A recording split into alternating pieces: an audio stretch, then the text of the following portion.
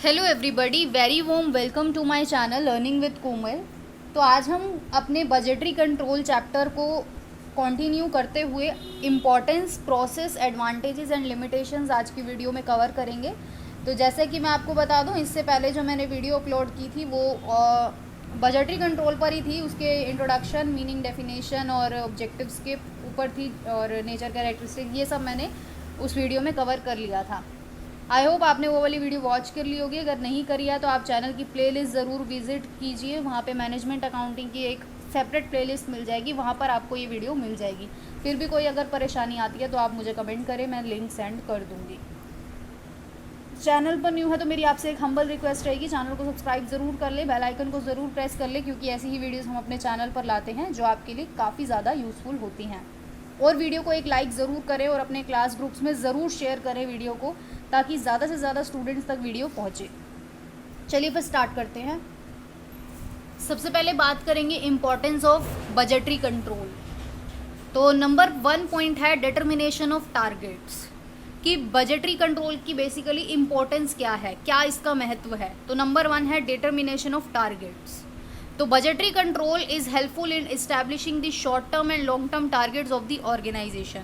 जो हमारा budgetary control है वो किस लिए हेल्पफुल है? शॉर्ट टर्म और लॉन्ग टर्म टारगेट्स इस्टेब्लिश करने में हमारे ऑर्गेनाइजेशन के लिए।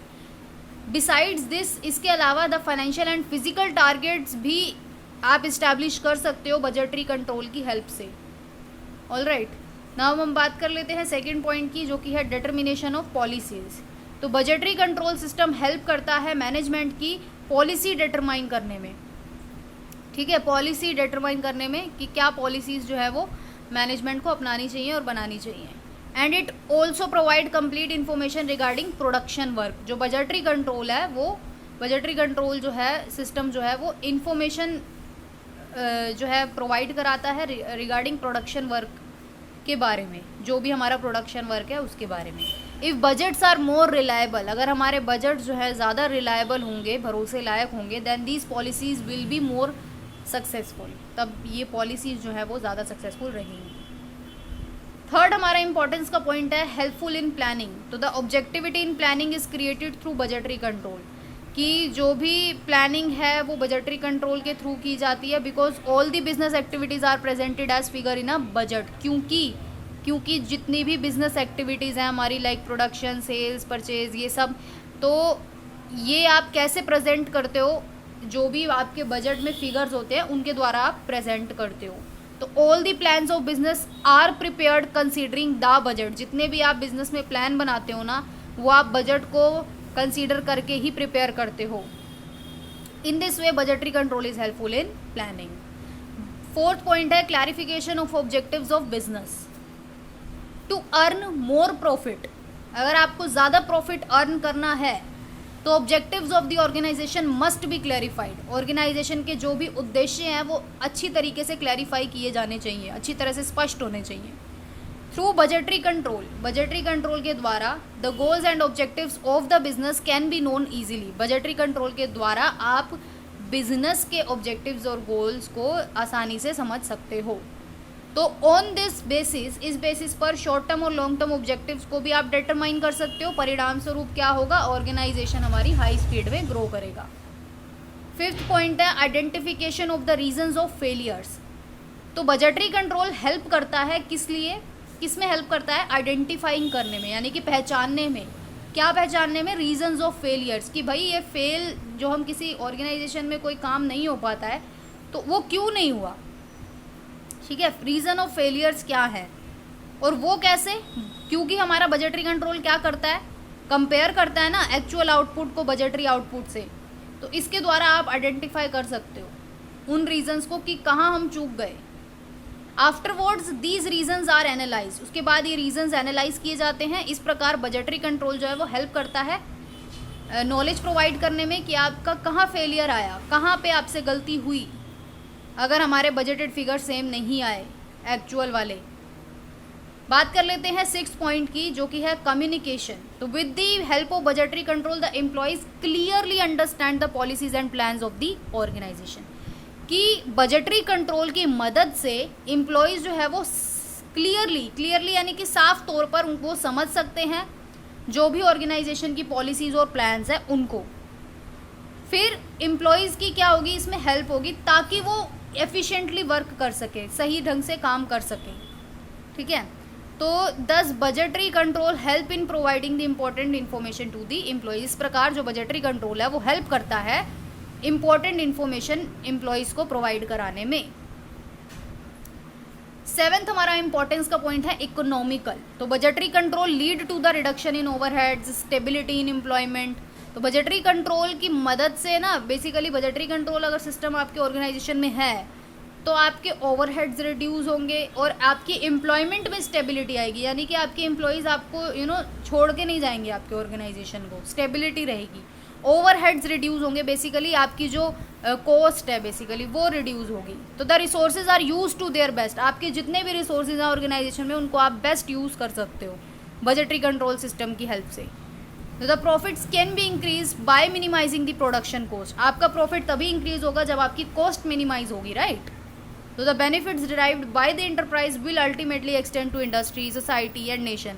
तो जो भी आपका इंटरप्राइज का जो भी बेनिफिट होगा, बेनिफिट्स जो भी होगा आपके इंटरप्राइज के द्वारा, उससे क्या होगा, अल्टीमेटली आपकी इंडस्ट्री का एक्सटेंशन होगा, सोसाइटी वगैरह, नेशन, ये सब अल्टीमेटली एक्सटेंड हो जाएगा। 8th पॉइंट की बात करते हैं, determination of responsibilities. It determines the responsibility of every employee by the way of set budgets. कि जो बजटरी कंट्रोल सिस्टम है वो क्या डिटरमाइन करता है, रिस्पॉन्सिबिलिटी सभी एम्प्लॉयज़ की। कैसे, बजट सेट करके। अगर if an employee doesn't work properly, अगर एक एम्प्लॉय ढंग से काम नहीं करता है तो उसकी इनएफिशिएंसी को भी आप डिटरमाइन कर सकते हो इजीली बजटरी कंट्रोल सिस्टम की हेल्प से। 9th पॉइंट है कोऑपरेशन। बजटरी कंट्रोल जो है वो डेवलप करता है कोऑपरेशन, एम्प्लॉयर और एम्प्लॉय के बीच में, भाई कोऑपरेट करें ताकि वो एक दूसरे को, तो विच में result into the achievement of determine objective. क्योंकि जब उनके बीच में कोऑपरेशन होगा तो आपके ऑर्गेनाइजेशन के ऑब्जेक्टिव्स भी आसानी से अचीव हो पाएंगे। Thus we can say that budgetary control is essential for planning, control, coordination and cooperation. Now अब हम बात करते हैं हमारे नेक्स्ट टॉपिक की, जो कि है प्रोसेस ऑफ बजटरी कंट्रोल। अब इसका ना प्रोसेस भी है एक। तो बजटरी कंट्रोल क्या है, इंटीग्रल पार्ट है कंट्रोलिंग का। इसमें क्या होता है, वेरियस टाइप्स ऑफ बजट आप प्रिपेयर करके चलते हो और इन बजट्स में क्या होता है, जो भी पर्सन्स की एक्टिविटीज़ है, जो भी उनके काम की परफॉर्मेंसेज है, जो भी कॉस्ट इनकर हो रही है उनके द्वारा, वो आप क्वांटिटेटिव फॉर्म में यहाँ पे प्रेजेंट करते हो, राइट। तो अब फॉलोइंग प्रोसेस आप अडॉप्ट करते हो बजटरी कंट्रोल के लिए, वो क्या है, नंबर 1 है determination of objective and policy. सबसे पहले आप क्या डिटरमाइन करोगे प्रोसेस में, ऑब्जेक्टिव और पॉलिसी आप डिटरमाइन करोगे। तो बजटरी कंट्रोल में firstly the objectives of the business are determine, यानी कि बिजनेस के ऑब्जेक्टिव्स आप डिटरमाइन करोगे which have to be attend by the business, कि भाई बिजनेस को क्या अटेन करना है, वो आपके ऑब्जेक्टिव्स होंगे, वो आपको डिटरमाइन करने होंगे सबसे पहले। उसके बाद various managerial policies are determine, उसके बाद आप जितनी भी मैनेजरियल पॉलिसीज़ हैं अलग अलग, उसको आप डिटरमाइन करोगे ताकि for taking the decision to attain the business objective, कि आपने बिजनेस के ऑब्जेक्टिव किस तरीके से अचीव करने हैं, कैसे उनके बारे में डिसीजन लेने हैं, ये आपको पॉलिसीज़ बताएंगी। तो वो पॉलिसीज़ आपको डिटरमाइन करनी है। तो these policies are related to the product category, stock level, distribution channels, कि ये जो पॉलिसीज़ है वो किससे रिलेटेड होती हैं, आपकी प्रोडक्ट कैटेगरीज से, स्टॉक लेवल से, डिस्ट्रीब्यूशन चैनल से। प्रोसेस नंबर 2 होगा आपका determination of standards for performance level.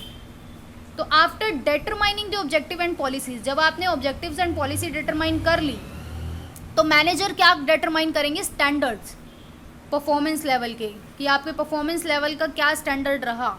While establishing the standard, मतलब आप ना एक स्टैंडर्ड डिसाइड करके चलोगे कि आपने इस तरीके से काम करना है। जब आप ये स्टैंडर्ड्स डिसाइड कर लोगे ना, तो मैनेजर को क्या क्या कंसीडर करना है।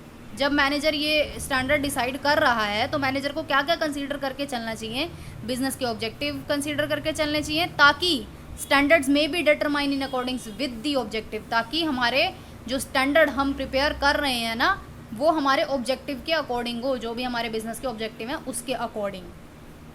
प्रोसेस नंबर 3 है preparation of estimations and budgets. तो आफ्टर डिटरमाइनिंग दी स्टैंडर्ड्स, जब आपने स्टैंडर्ड भी डिटरमाइन कर लिए तो the financial sources are founded. अब आप ये देखोगे कि फाइनेंस कहाँ से आप अवेल कराओगे अपने बिजनेस के लिए? कहाँ से फाइनेंस आएगा? तो सोर्सेज आप ढूंढोगे। If sources of finance are limited, जब आपके फाइनेंस के ही सोर्सेज अगर मान लो अगर लिमिटेड रहते हैं, कम है, तो then cash required for the investment is ascertain. तो कैश रिक्वायर्ड इन्वेस्टमेंट के लिए वो कितना कैश जो है आपके इन्वेस्टमेंट के लिए रिक्वायर होगा वो भी आप असर्टेन करोगे, मतलब डिटरमाइन करोगे। आफ्टरवर्ड्स, इसके बाद क्या होगा? Budgets are prepared for all the activities. Budgets आप प्रिपेयर करोगे सभी एक्टिविटीज़ के लिए, हर अलग अलग डिपार्टमेंट के, like production department, financial department या अलग अलग जो भी है, सेल्स डिपार्टमेंट है ना, तो इसके अकॉर्डिंग आप बजट्स प्रिपेयर करके चलोगे, अलग अलग डिपार्टमेंट का अलग अलग budget. At the end master budget is prepared, फिर आपका एक मास्टर बजट प्रिपेयर होगा जब आप सभी डिपार्टमेंट्स का बजट प्रिपेयर कर लोगे। पॉइंट नंबर 4 है, यानी कि प्रोसेस नंबर 4 आप अडॉप्ट करोगे, जो कि है कंपैरिजन विद एक्चुअल परफॉर्मेंस। तो आप इस स्टेप में क्या करोगे? एक्चुअल परफॉर्मेंस को कंपेयर करोगे बजटेड वन, जो भी आपने बजट बना के चला था उसके साथ, और आप डेविएशंस को फाउंड आउट करोगे कि क्या डिफरेंस आया हमारे बजट फिगर में और हमारे एक्चुअल फिगर में। फिर ये डेविएशन पॉजिटिव है हमारे लिए या फिर नेगेटिव है, यानी कि ये सकारात्मक प्रभाव दे रहे हैं या नकारात्मक प्रभाव दे रहे हैं हमारे बिजनेस को, ये आप देखोगे। अगर आपके लिए in order to provide the information about the deviations to the management, a report is prepared and presented to the manager। यानी कि जब in order to provide the information, मतलब अगर आपको इन्फॉर्मेशन प्रोवाइड करानी है डेविएशंस के बारे में मैनेजमेंट के लिए, तो आपको एक रिपोर्ट प्रिपेयर करनी होगी और आपको मैनेजमेंट के सामने उसको प्रेजेंट करना होगा कि हाँ भाई ये डेविएशंस आए, ये पॉजिटिव इफेक्ट आया, ये नेगेटिव इफेक्ट आया, राइट। फिफ्थ हमारा प्रोसेस है find out causes of deviation. भाई डेविएशन के कारण क्या रहे, क्यों आया ये डिफरेंसेस? तो the causes of deviation are found out by the management के द्वारा ये ढूंढा जाता है इसका reason, so that the employees और department responsible for this may be found. और आप मैनेजमेंट ये देखता है कि कौन सा कौन इसके लिए मतलब कोई एम्प्लॉय भी उसके लिए रिस्पॉन्सिबल हो सकता है, कोई डिपार्टमेंट भी, लाइक कोई प्रोडक्शन डिपार्टमेंट हो गया या सेल्स डिपार्टमेंट हो गया, वो भी इसके लिए रिस्पॉन्सिबल हो सकता है डेविएशंस में। भाई कौन से डिपार्टमेंट में डेविएशन आया। टेकिंग करेक्टिव एक्शन, जब आपने ये सब फाइंड आउट कर लिया, अब आप क्या करोगे? रेमेडियल एक्शन लोगे ना, करेक्ट करोगे उन चीज़ों को।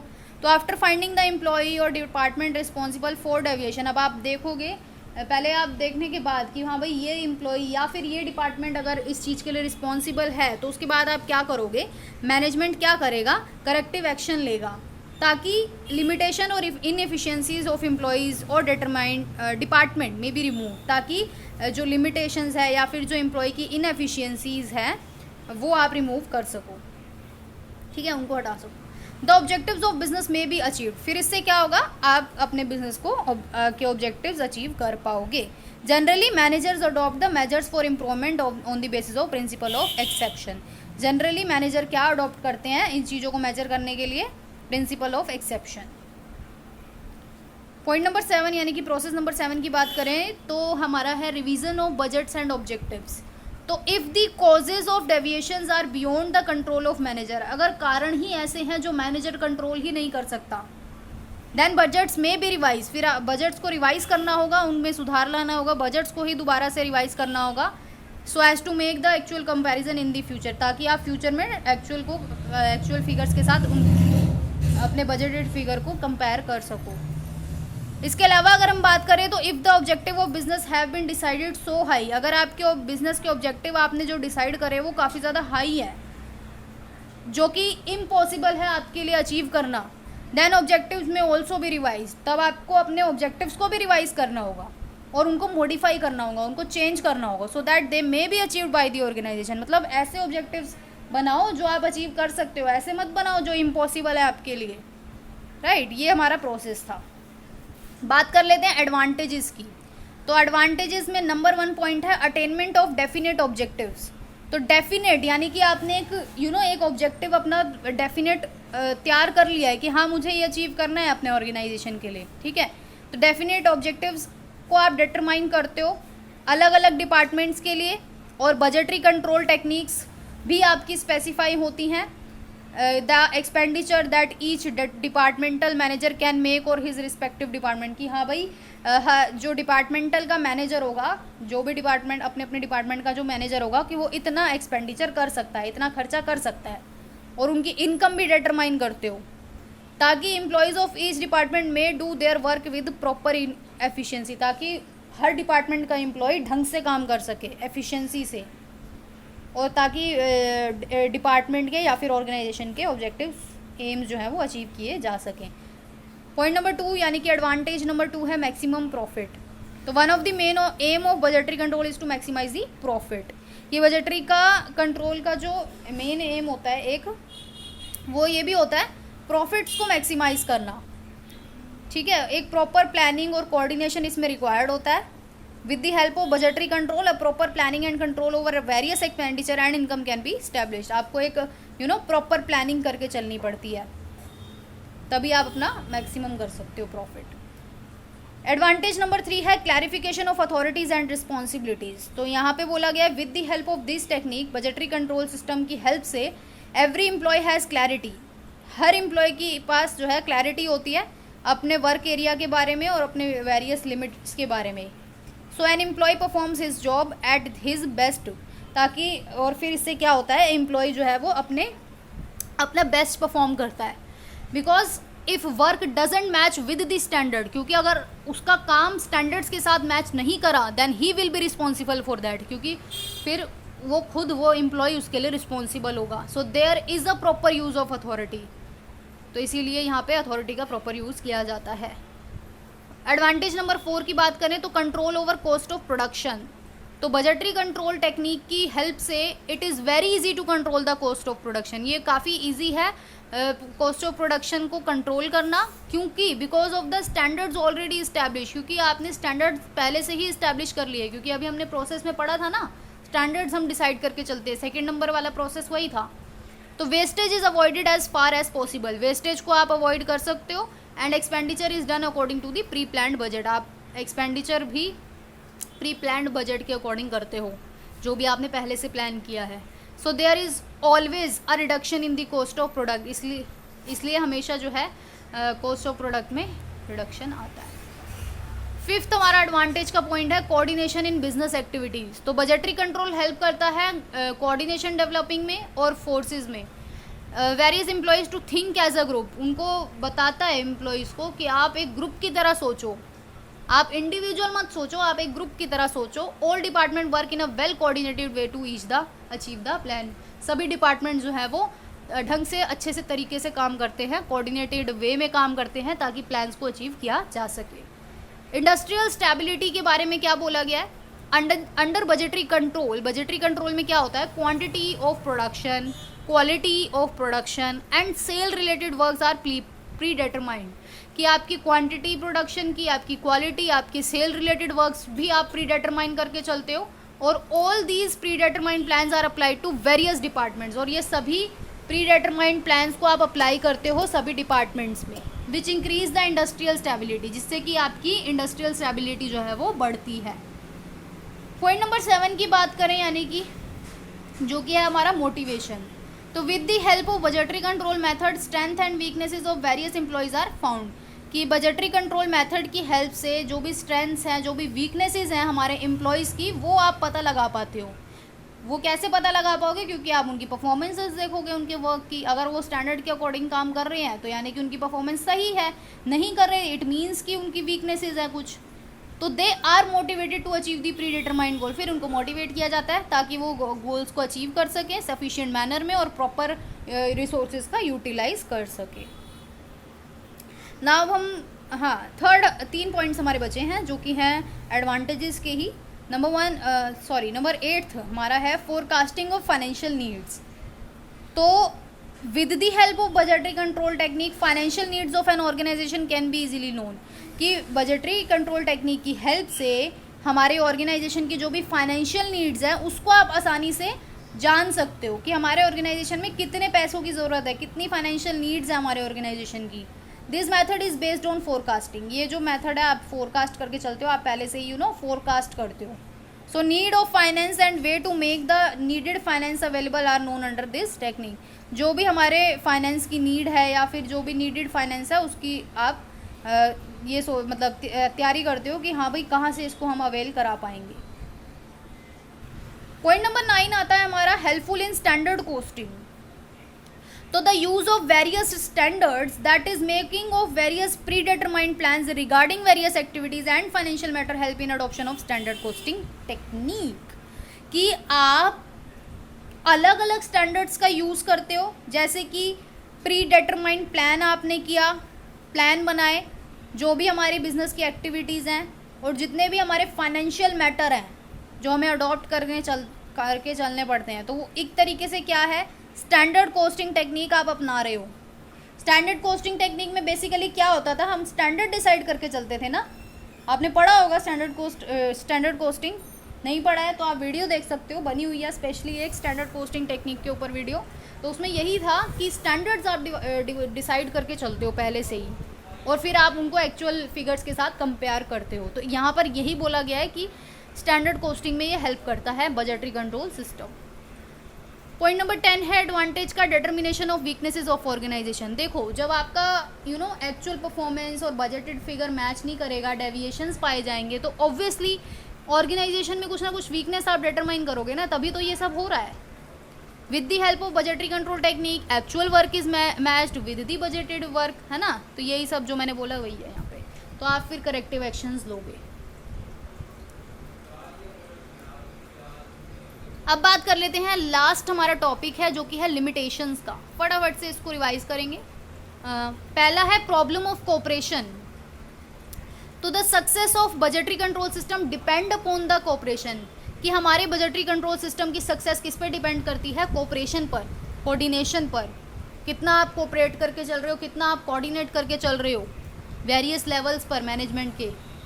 If this cooperation is not present in the management then it result into failure to budgetary control. अगर आपके कोऑपरेशन ही प्रेजेंट नहीं है, यानी कि कोऑपरेट ही नहीं करके चल रहे हो मैनेजमेंट में, तो आपको जो है फेलियर का आपके जो रिजल्ट आएंगे वो फेलियर वाले आएंगे।